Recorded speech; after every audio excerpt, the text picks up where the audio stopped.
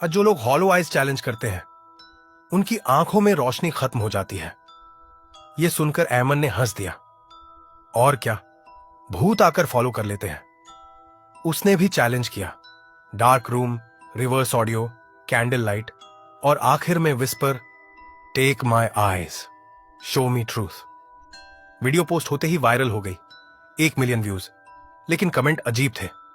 आपकी गलती हो गई, अब और देर होगी। Don't look in any mirror after this. अगली सुबह ऐमन की आंखें जल रही थीं। आईना देखा, प्यूपल्स प्योर ब्लैक। उसने कैमरा ऑन किया। स्क्रीन पर उसकी जगह एक ब्लरी फिगर था, जैसे वीडियो के अंदर कुछ और आ गया हो। उस रात उसके टिकटॉक पर खुद ब खुद नई वीडियो अपलोड हुई।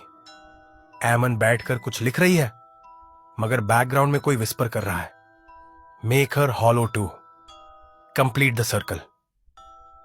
उसके बाद उसकी छोटी बहन ने भी चैलेंज ट्राई किया और 3 दिन बाद वो कोमा में चली गई।